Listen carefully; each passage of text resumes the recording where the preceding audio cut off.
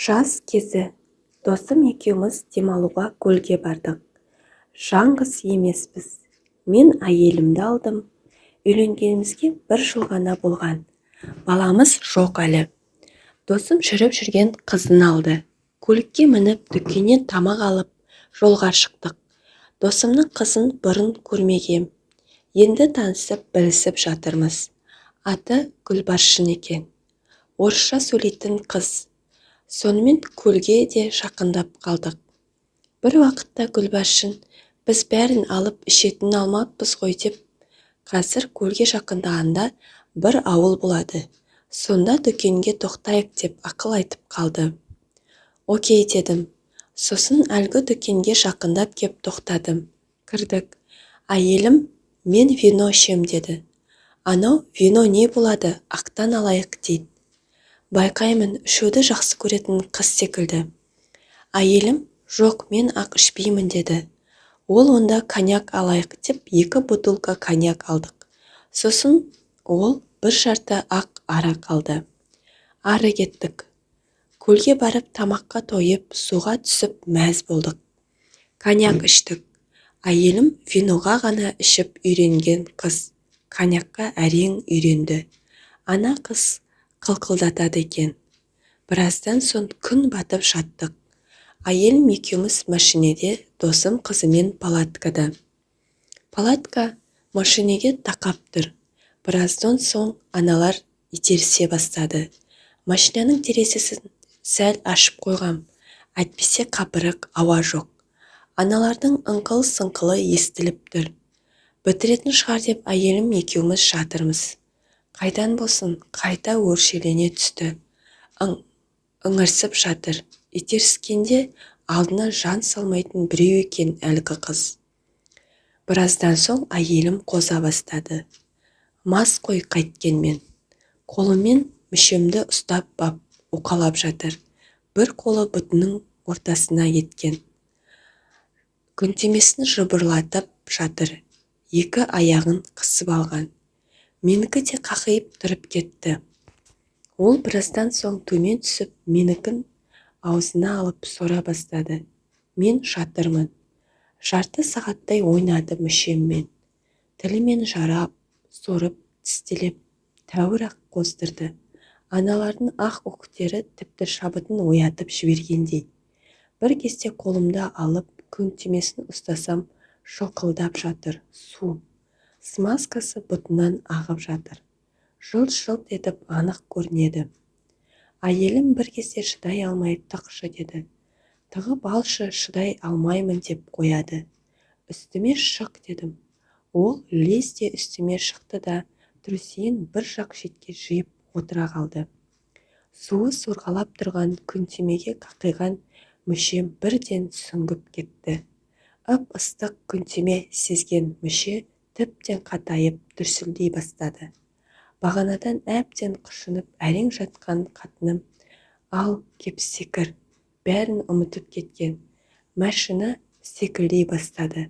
Аналар да ана жақта тіңкілдесіп жатыр. Біраздан соң олар да естіп түсіне бастады біздегі жағдайды. Әйелімдікі жақындап қалғанын сездім. Белін қыса ұстап, қатты-қатты ұрғылап жатырмын астыңғы жағынан. Бір уақытта әйелімнің дауысы жиілеп, қатайып қатты бітіріп жіберді. Бітіргенде қатты дауысы шығып кетті. Сосын сылқ етіп құлап түсті. Үстімде жатыр.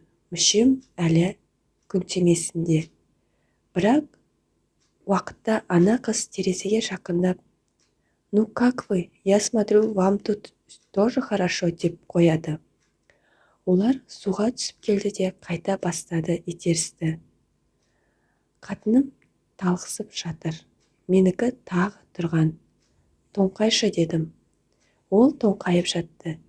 Мен артқы жағынан тықтым да итере бастадым. Ана жақта досым да итеріп жатыр. Екеуміз де бір ырғаққа бастық. Біраздан соң менің әйелім де дауыс шығарып ыңқылдай бастады. Көп кешікпей тағы бітіріп жіберді. Мен ақырындап машинадан шықтым. Қарасам, досым қызын тоңқайтып қойып итеріп жатыр. Қасына жақындадым. Қарап тұрмын. Ана қыз артқа бұрылды да, может, поменяйтесь, дейді. Досым шаршаған болу керек, мүшесін шығарып алды да, мә, енді сен айдашы, деді. Мен мүшемді тығып итеріп жатырмын. Досым жатыр талып. Анау жынды екен. Күнтемесі тарлау боп көрінді. Еле қысып тұрма белгісіз.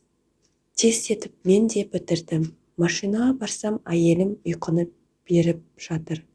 Менің ана қызды итеріп келгенімді білмейді. Ұйықтап кетіппін. Оянсам, мүшемді суырып жатыр біреу. Қарасам, қатыным.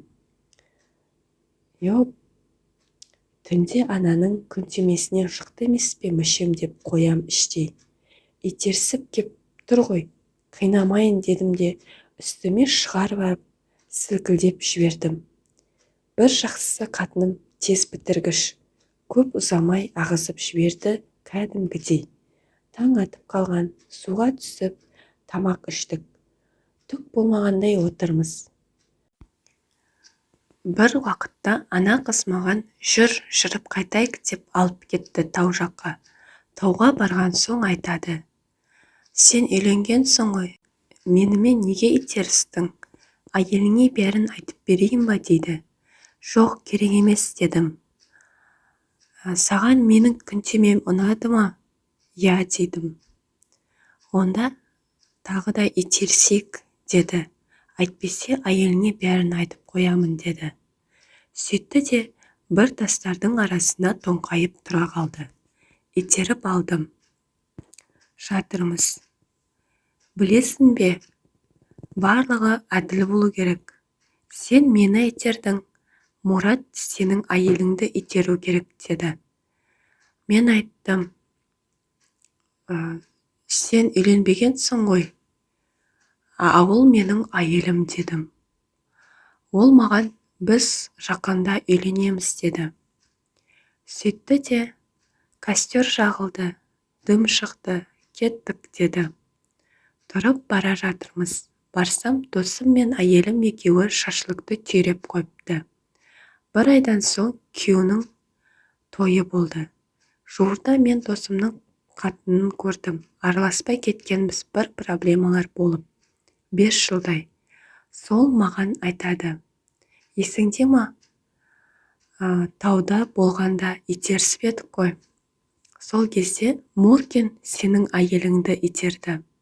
Мен сені әдейі сонда алып кеттім. Итеріп болғаннан кейін костер жақты.